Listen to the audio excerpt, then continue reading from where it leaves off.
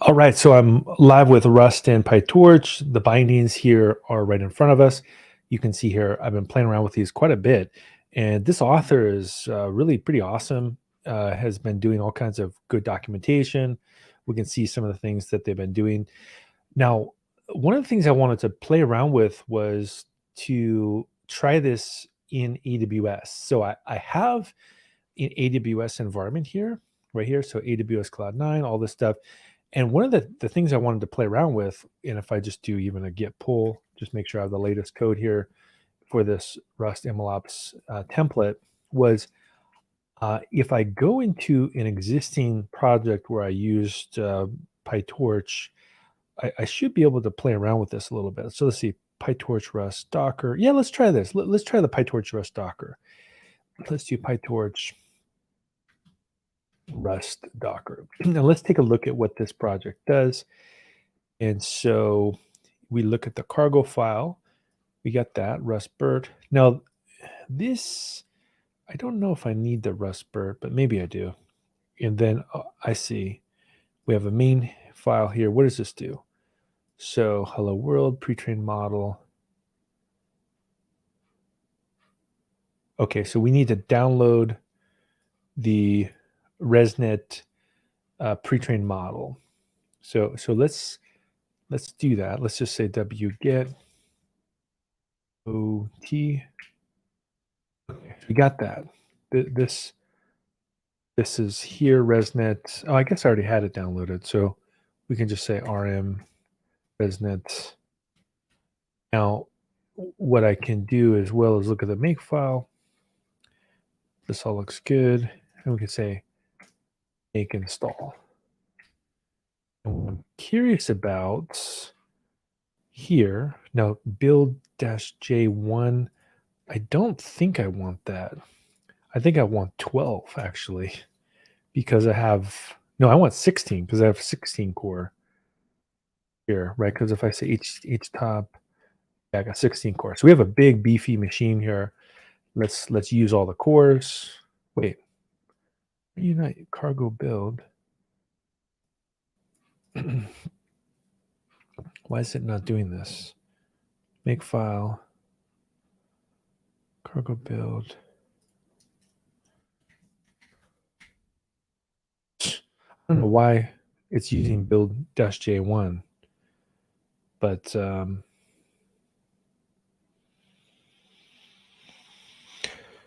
we'll go with it. And if I want to, I can do htop here. Take a look at what's going on. We can, in fact, get rid of this. Go new file. Just do it that. A little bit better. So it's just going to build this project, which can take a little bit of time to build because it's got a lot of dependencies. Now, I'm also curious about the size of this machine. And let's see here. It is, looks like it's got a, doesn't look like it has actually much room. That looks like that could be a real problem. So what I could do here is say resize Cloud 9. And my friend Cyrus Wong has a command that I always use. And let's just go back here and let's run it. Whoops. Wait, I need this command. Let's go back here.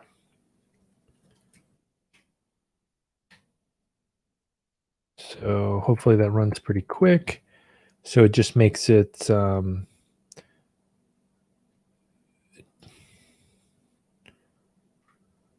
look, original IOPS size 100 and target size 60. So it makes it a little bit bigger so we can work. Still working. And then if I do the df command here, we see that in fact got 50 gigs available, right? So I don't think it would have, if I didn't do this, I don't think I would be able to compile PyTorch on Cloud9. So, because this particular version of PyTorch, if I move it over here, it actually is going to download the C++ API of PyTorch, which is pretty big actually. So I think that's one of the issues. But let's let this thing go, and we could even do this. We could do this, like we could say watch. The watch command will run every 5 seconds, and we can see, in fact, that it is putting some stuff on this disk. It's got a lot of dependencies.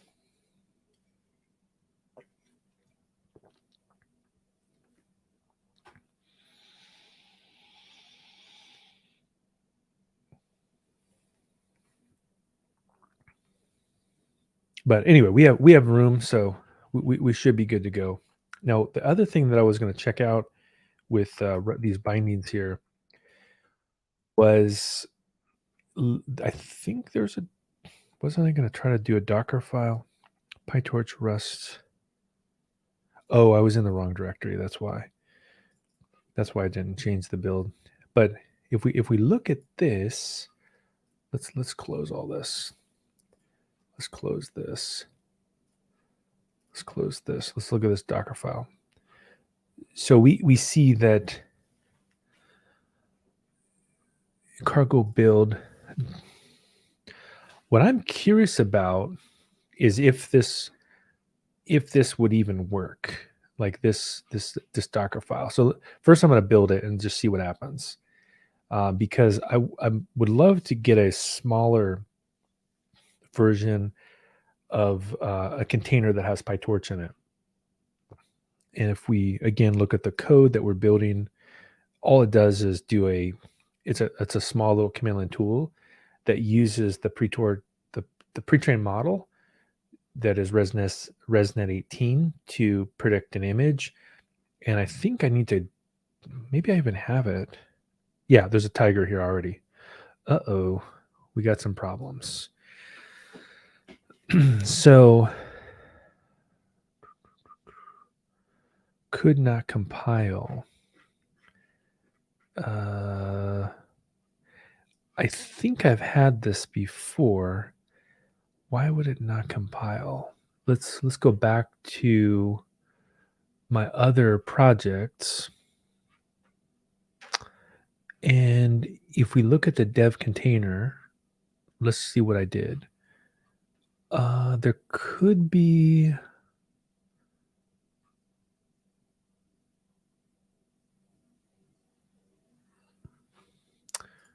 well, you know what I'm going to try actually? I'm going to try ChatGPT to help me here. Let's see if it's smart enough to debug this. Let's see. Let's refresh. I mean, this actually might be one of the best use cases for GPT-4. So I am compiling a Rust project with PyTorch bindings on AWS Linux, and I got this error. What does it mean? Let's see. What's too long?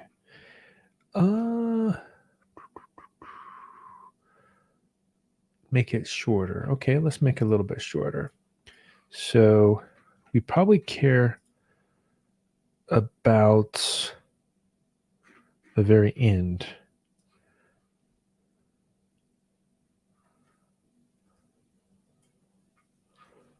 And so let's refresh.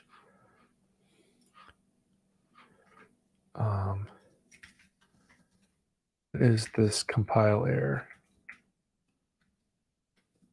Show that. for a Rust PyTorch Amazon Linux project. See what happens. Undefined reference to this, collect to, and while that's working, I could also take a look at the cargo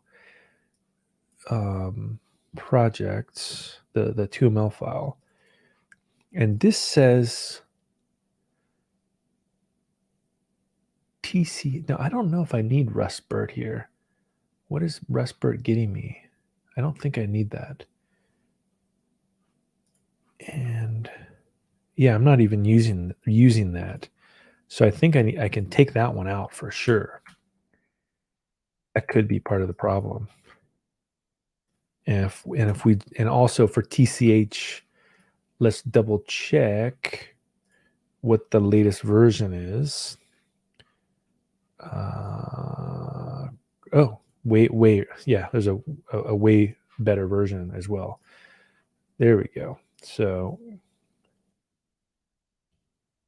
let's do that. So that could just be the issue.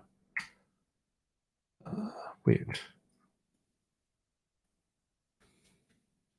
And then if we go for the make install, I'm also going to go to the make file here, and I'm going to say 16 because we have a 16 core machine. There we go. That was the problem. So this thing is cranking now. And if we go to terminal and we say htop, you can see that hopefully way faster compile because it can use all the cores. So it could have just been I had a wrong dependency in there. This indicates there's undefined references to glibc 227. Oh, update your system's glib to match the version. Build PyTorch from source. Use a pre-built Docker container. Huh. Okay. Some good suggestions there. But let's see here. I might have fixed it on my own. But this is actually pretty cool that I mean, just think about how much better of a suggestion that is than like Googling. I mean, this is a very good suggestion. Uh-oh. So now we have a slightly different error here, which is some external functions are having an issue. Well, what I could do is just switch environments here, and so I could easily basically try that out.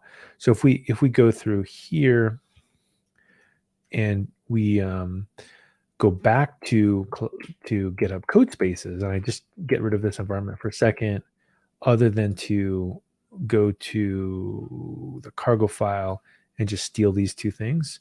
So I'm gonna get rid of that environment, and I'm gonna go back into my Rust PyTorch in GitHub code spaces, which I think has all there you go, PyTorch Rust Docker here. And let's just so look, these are all old. We don't need that.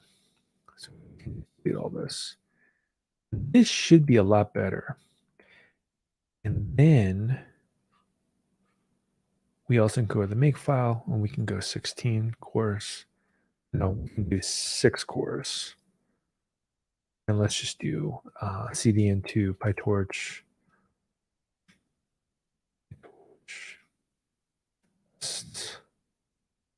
Docker. Make install. Let's see what this does. Boy, when you give it that flag, it definitely seems to be a lot quicker. You can see here it's saturating all those cores, which is pretty cool. Now, hopefully this solves the problem, because I think there was just some dependencies missing for that different version of Linux, because this is Ubuntu. I did all these install steps here with dev containers, for example, right here, right? I have all these other installs here. So it's hard to know off the bat what the issue is. but I suspect that it was a Linux dependency issue. Of course, I haven't built this in a while, so it's possible there's some kind of problem with this. But what I was really curious about is could I make this a smaller Docker image? Because if I can make a really small Docker image, that would be amazing. That means I could distribute PyTorch with Rust and actually have a really cool workflow. So fingers crossed this compiles. That's the first step. If it does, oh, they did. Okay, cool. So now to run it, we would just let's look at the make file here. We do a run. We just say cargo run, which will do all this will do is for file lock on build directory. That's okay. Oh, we have to give it. We have to say cargo run, and then give it the name of the pre-trained model, and then also the image. Uh-oh. Oh, because the image is called Walking Tiger. Okay, so here we go. There we go. Pretty cool. Okay, so PyTorch works here. I got this. Now, what I'm curious about is if we build Docker, let's do that now. Let's say make. But what I'm curious about is I had some really cool. Well, let's do this. Yeah. So let's just make build. Let's make build Docker. Try that first.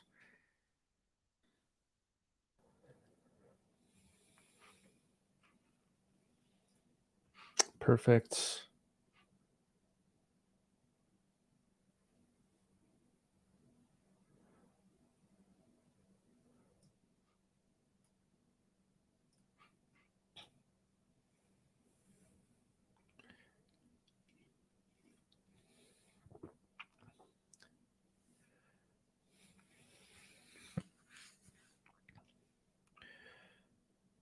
Okay. Now it's installing. Yeah. What I'm really curious about here is the first, what's the unoptimized size of a working PyTorch image prediction, right? So we have a working PyTorch image prediction, which is pretty awesome. I mean, like a command line tool that takes a model and predicts things like great, right? This is awesome stuff. But now the trick is what happens. Yeah, what happens when we actually make it smaller? And that's going to be the tricky thing here. So we can go to htop here. We can see what's happening. I guess I can move this right. I'll leave it there. See, it's 100% doing the installation. So there's the installation is I think gonna make a really big image, but we're about to find out.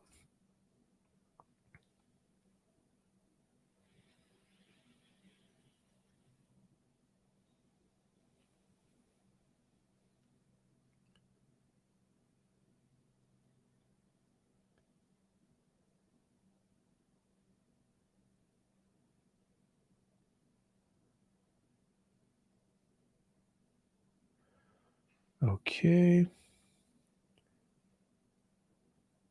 So it's installing, we can see it's installing different libraries here inside of this project.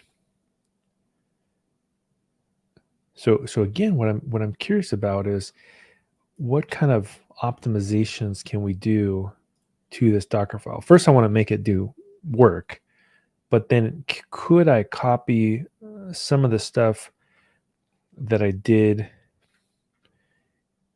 in distroless CLI? And let's take a look at this. Yeah, so I'm curious how much of this process we can steal for this? That's really going to be the question. That would be very, very interesting. Because if I look at the difference between, I'm actually curious to ask, while this is compiling, I'm going to say, I'm going to give ChatGPT this code. I'm going to say, here is an existing distro, this Docker file. Convert and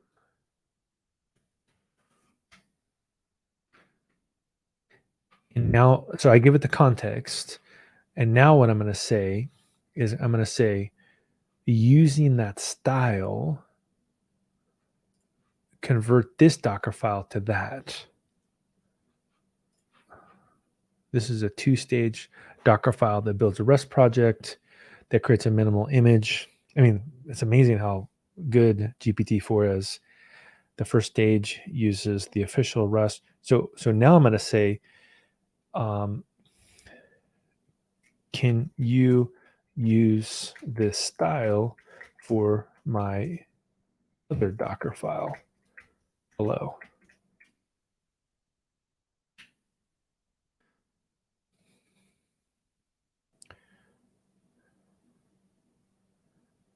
Here we go. Here's an example based on the given one. Ooh, that would be awesome if we can do it. Come on, ChatGPT. So we have this thing working, and this thing, wow, the compilation is just taking a long time here. We can see here it's still using tons of stuff. Copy the contents of the current directory and working directory. Okay. Install the required dependencies. Second stage, distroless. So it's going to build a release. But the problem here is the libtorch, I think, is the real problem. But I'm curious.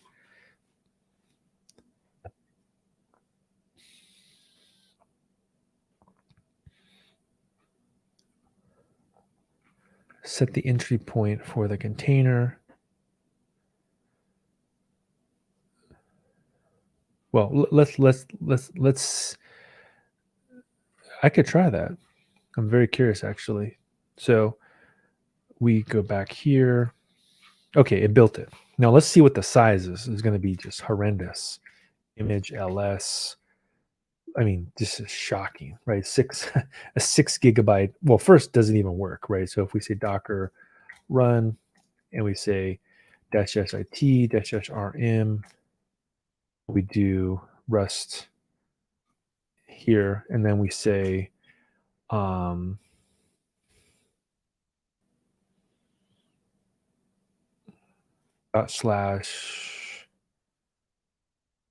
PyTorch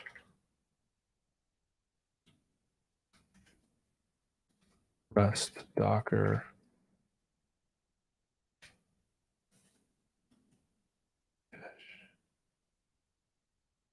run.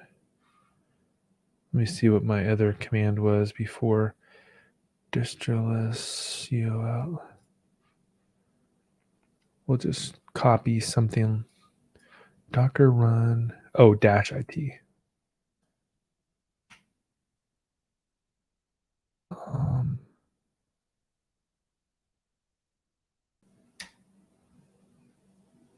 Well, it did let me go in, which is, I guess, okay, because now I could just do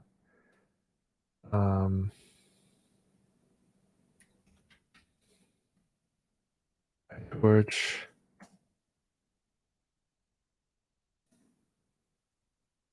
well, I guess I could get inside of here, and then I could just do target, just do /target release which Rust Docker, and then do this, and then do the walking tiger. So This is a problem. Cannot open up the shared object file. Let me see what ChatGPT says about this. Let's try. So, how do I fix this issue in Docker file?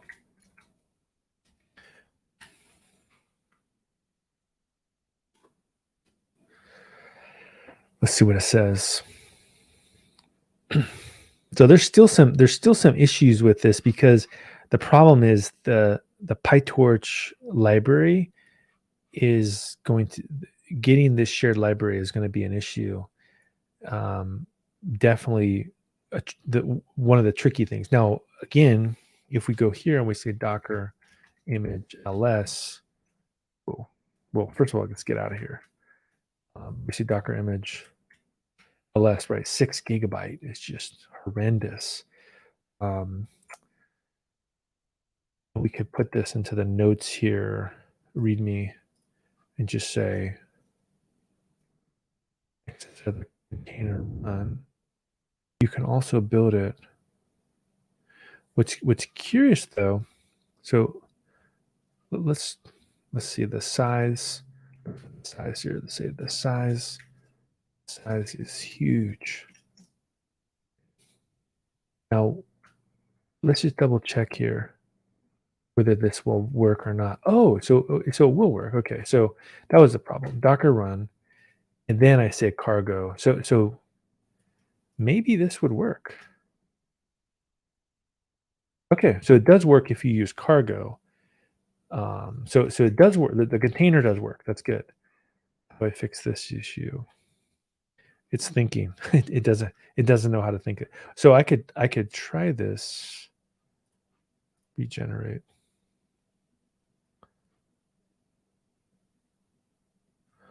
Let me copy this, and let's make a kind of a bummer. There isn't a real clean way to make a second Docker file. I could put a note though to myself and just say like, so one possibility is to try this. And say bash. Now, but a key issue is the runtime. So the PyTorch .so, which we've had issues with. Let's see what happens. And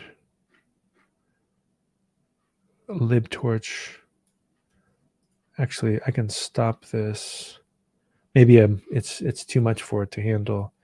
But basically, and the key issue is this torch SO. We don't know. I mean, I guess I could try really quick. Let's see here. If I go here and I just replace it, big file. Let's just go really quick. Let's swap it temporarily. And let's just say make the Docker again. I'm curious. This is the proposal from ChatGPT that it says, I'm skeptical it'll work, but maybe. So it says use Rust as builder, and then install the dependencies, build a release. But my skepticism is because the PyTorch isn't put into the release. Although I don't know, what is this libtorch dev? Maybe that would work. I would be, if this actually works, it would be shocking. It would be pretty amazing, actually. Maybe it will work. I don't know. Well, it doesn't. ChatGPT doesn't like this actually, anyway. But this isn't. This might be one of the things I was missing. Maybe this is the solution. if it can put a binary that has that inside of there, it would be pretty cool.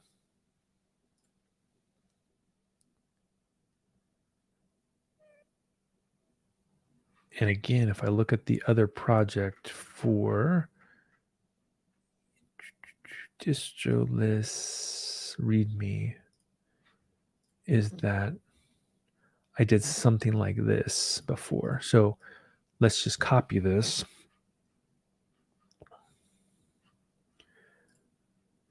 And let's look at this, and we say to run this, you could do something like this. But the difference would be, it would be PyTorch Rust Docker. So the entry point would be like that. App PyTorch. And then it would be the name. It would be like this.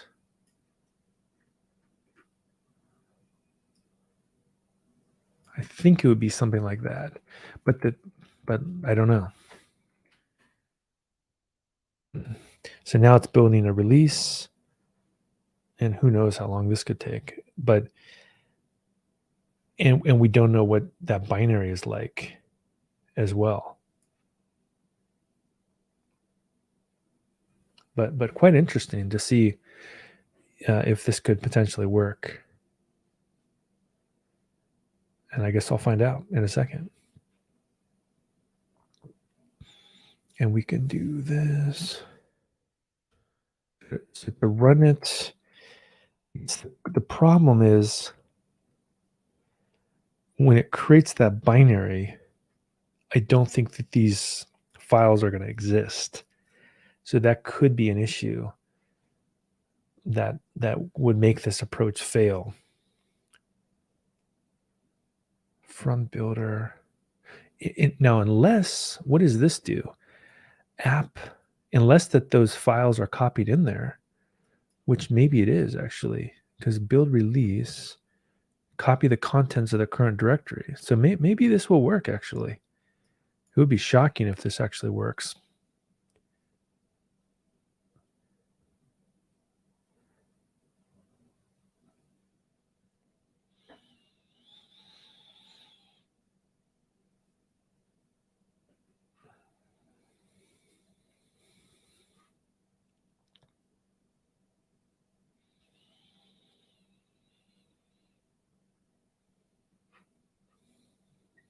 So this might be one of the more interesting ways to use ChatGPT is for complex build projects like Docker, Makefiles, things like this.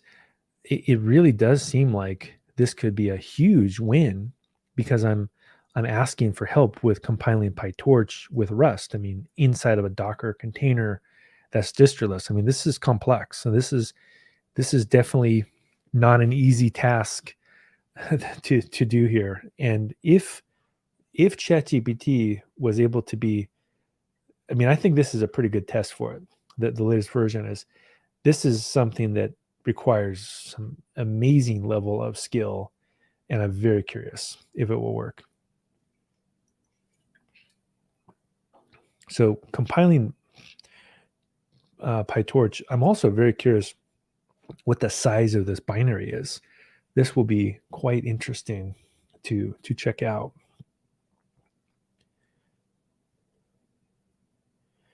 And let's check out the system. So we can see that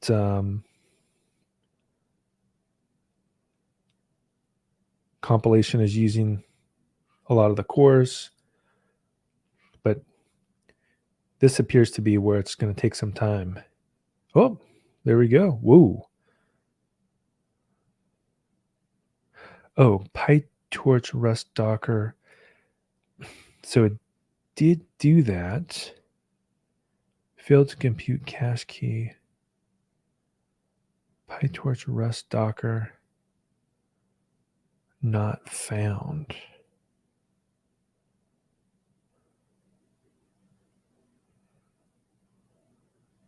Hmm. Error, copy from builder, target release PyTorch Rust to app. So that's a good question. Why did PyTorch Rust Docker not work? Well, we don't know. That's it's a pretty good start though. And I can put a note here like warning broken for now. So I guess I could even put the error message.